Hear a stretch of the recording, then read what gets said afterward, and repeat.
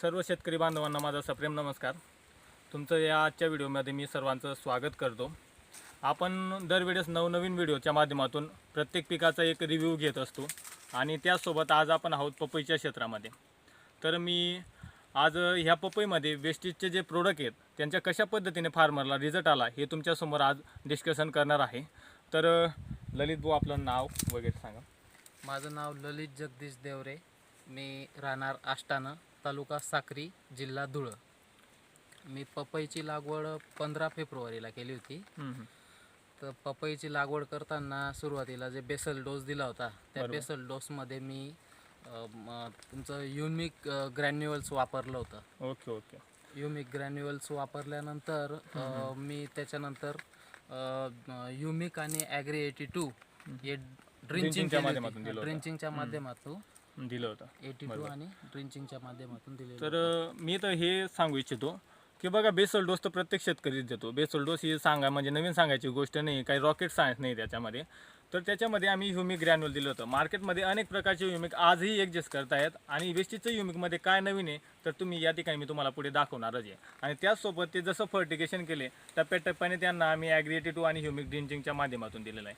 अनेक शेतकऱ्यांना भेटल्यानंतर आम्ही ॲग्री 82 ड्रिंचिंगमध्ये का द्यायचं या सर्व गोष्टी आम्ही सविस्तरमध्ये सांगितलेल्या आहेत. कारण की ॲग्री 82 हे ड्रिंचिंगमध्ये फार चांगल्या पद्धतीने आपण जे म्हणतो ना, जमीन आणि पाणी हे पिकासाठी 80% वर्किंग करतात आणि त्यांच्या स्वास्थ्यतेसाठी आपण ॲग्री 82 हे जमिनीतून देत असतो. तर ललित, आपण जेव्हा सेटिंग होती तेव्हा मॉस आणि नॅनोटेकचा स्प्रे घेतला होता.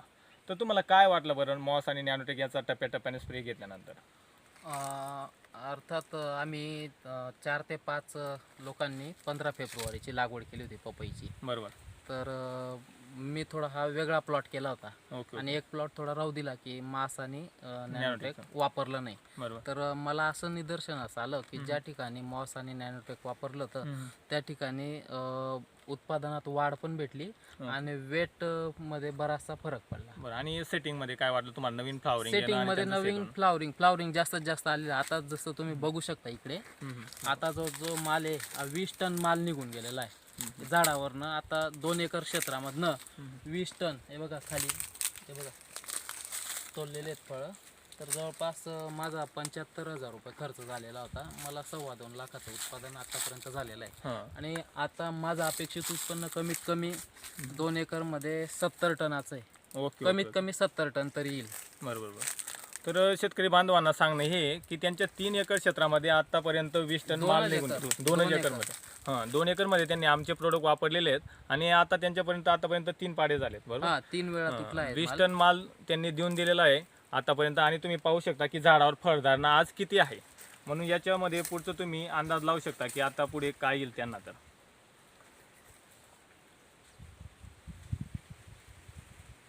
वेस्टेजचं ॲग्री 82 आणि ह्युमिक तर प्रत्येक शेतकऱ्याला माहिती आहे. पण नॅनोटेक आणि मॉस हे असे प्रोडक्ट आहेत. कोणत्याही प्रोडक्टचा एक टायमिंग असतो, त्याच्यामध्ये मारणं महत्त्वाचं असतं, त्याचा स्प्रे त्याच्यामध्ये होणं महत्त्वाचं असतं. का? कारण की तो जर पिरियड निघून गेला तर ते प्रोडक्ट हे काय काम करत नाही. म्हणून शेतकऱ्यांना विनंती आहे की त्यांनी आमच्याशी कॉन्टॅक्ट करावा आणि ते प्रोडक्ट आपण त्या वेळेला नक्की पिकाला देऊ. आणि आज तुम्ही जे या प्लॉटमध्ये बघत आहात तेही तुमच्या पिकासोबत घडू शकतं, एवढं या प्रोडक्टमध्येही दम आहे. फक्त ते वेळेवर देणं महत्त्वाचं आहे. कारण की प्रोडक्ट कोणतंही वेळेवर प्रमोट होणं महत्त्वाचं आहे. आणि म्हणून तुम्ही पाहू शकता की एवढा आज जो यावर्षी पाऊस होता, यावर्षी जे वातावरण आहे त्याच्यामध्ये प्रत्येक पीक हे सफर करतं आहे. असं कोणतंच पीक नाही की ते एकदम इझी शेतकऱ्यापर्यंत येतं आहे. आज पपया जरी बघितल्या, अनेक ठिकाणी पपईवर व्हायरस आलेला आहे, कुठं सेटिंग प्रॉब्लेम आला आहे अनेक प्रॉब्लेम याच्यामुळे. आणि हे जे क्षेत्र आहे साक्री, हे जे बागलाण क्षेत्रामध्ये मोडतं, इथंही पावसाळा तेवढ्याच प्रमाणात जास्त होतो. आणि तरीसुद्धा तुम्ही पाहू शकता की या प्लॉटची आज कंडिशन काय. तर ललित भाऊ, काय सजेशन देणार? नेमकं असं झालं की मी ऑर्गॅनिक कडे वाटचाल केली शेतीची. बरोबर. ऑर्गॅनिक मध्ये मी म्हणजे सेंद्रिय पद्धतीने शेती करायचं ठरवलं. तर सेंद्रिय पद्धतीने पपईमध्ये पहिल्यांदा सुरुवात केल्यानंतर मला असं निदर्शनास आलं की व्हायरस मुक्त पपई आहे. बरोबर. आजच्या कंडिशनला त्याचं कारणच ते आहे की मी सेंद्रियकडे वाटचाल केली. म्हणून ओके. सेंद्रिय उत्पादन घेण्यासाठी मी सेंद्रिय जे प्रोडक्ट आहेत आपले ऑर्गॅनिक प्रोडक्ट ते वापरले. आणि ऑर्गॅनिक प्रोडक्टमुळे जो व्हायरस आहे तो व्हायरस जवळपास माझ्याकडे आलाच नाहीये. ओके. तर जेवढा रासायनिक खतांचा जेवढा जास्त वापर होईल तेवढा जास्त व्हायरसला झाड बळी पडतं. बरोबर. आणि तुम्हाला व्हायरस मुक्त पपई जर कधी ठेवायची असेल तर ऑर्गॅनिककडे वळावंच लागणार आहे. तर शेतकरी बांधवांना विनंती राहील की आमच्याशी कॉन्टॅक्ट करा, प्रोडक्टची माहिती घ्या आणि तुमच्याही पिकाला अशा पद्धतीने रिझल्ट भेटेल अशा पद्धतीने आपण सोबत काम करू. तर सर्वांना धन्यवाद.